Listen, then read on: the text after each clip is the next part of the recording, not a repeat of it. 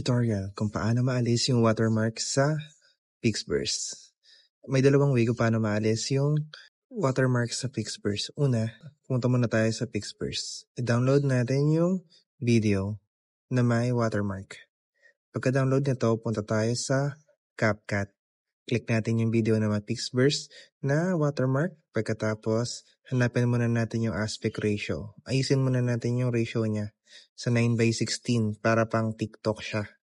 Pagkatapos nun, i-zoom in lang natin siya para maalis yung mismong logo o watermark ng Pixburst. Ayan, ang unang way kung paano maalis yung mismong watermark.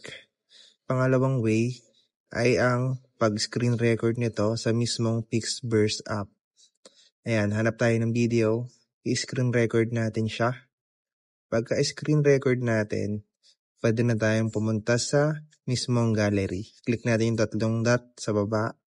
Tapos, i-crop lang natin yung mismong video. Ayan, dalitan lang natin dun sa mismong video talaga. Ayan. Para walang kasamang kahit anong watermark.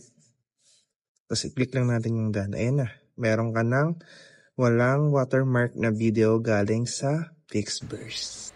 Thank you, at kung nagustuhan nyo tong tutorial ko, i-follow nyo lang ako sa alvin.edit.